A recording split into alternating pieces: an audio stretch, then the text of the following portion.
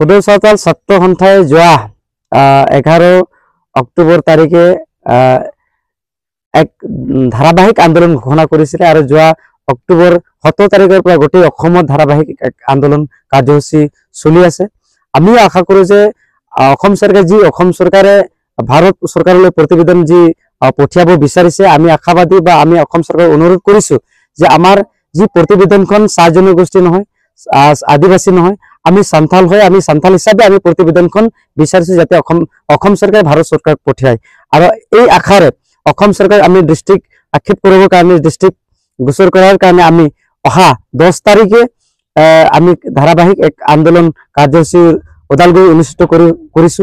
গতিকে আমি আশা কৰো যে এই কাৰ্যসূচীত সকলো সান্থাল ৰাইজে ঢিল দল ভাঙি এই কাৰ্যসূচীত অংশগ্ৰহণ কৰিব আৰু আশা কৰো যে পুলিচ প্ৰশাসন লগতে জিলা প্ৰশাসনে আমাক সহায় কৰিব আৰু অনাগত দিনত যি সান্থালসকলৰ যি অধিকাৰ, এই অধিকাৰ সাব্যস্ত কৰাৰ কাৰণে অসম চৰকাৰে যেনে ধৰণৰ আমাক ৰাজনীতি কৰি আহিছে, প্ৰত্যেকবাৰ নিৰ্বাচন আগমুহূৰ্তত তেখেতসকলে প্ৰতিশ্ৰুতি প্ৰদান কৰে, কিন্তু অসম চৰকাৰ যি প্ৰতিশ্ৰুতি আমি বহুবাৰ দেখিছো, বহুবাৰ শুনিছো, মাত্ৰ তেখেতসকলে ললিপপহে আমাক দিয়ে। গতিকে এইবাৰ অসম চৰকাৰে পূৰ্ণপৰ্যায়ে আমাক জনগোষ্ঠীক যাতে তেখেতসকলে ললিপপ দিব নোৱাৰে, তাৰ বাবে আমি এই সদৌ চাওতাল ছাত্ৰ সন্থাই অহা 10 তাৰিখে ওদালগুৰি জিলাত আমি এই ধাৰাবাহিক আন্দোলন কাৰ্যসূচী ৰূপায়ণ কৰিছো। আৰু এই আন্দোলন কাৰ্যসূচীৰ দ্বাৰাই আমি অসম চৰকাৰে বুজাব বিচাৰিছো যে আপুনি যে চাহ জনগোষ্ঠী হিচাপে বাৰম্বাৰ নামাকৰণ কৰিব বিচাৰিছে, আপোনালোকে যি প্ৰতিবেদন আপোনালোকে চাহ জনগোষ্ঠী হিচাপে পঠিয়াব বিচাৰিছে, এই প্ৰতিবেদনখন এইবাৰ আপোনালোকে আমাক যাতে সান্থাল হিচাপে প্ৰতিবেদনখন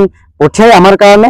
আৰু আমি আশা কৰো যে অনাগত দিনত তেখেতসকলে যদি সান্থাল জনগোষ্ঠীৰ প্ৰতি তেখেতসকলে সহায় সহযোগিতা লগতে সান্থালসকলক যদি সন্মান কৰে, তেনেহলে তেখেতসকলে এই চাহ জনগোষ্ঠী হিচাপে তেখেতসকল নহয় সান্থাল হিচাপে পঠিয়াব লাগে। আৰু তেখেতসকলে যেনেধৰণে আমাক সহায় কৰিব, আমিও সহায় কৰিবৰ কাৰণে আগন্তুক 2026 সহায় কৰিবৰ কাৰণে সাজু আছো।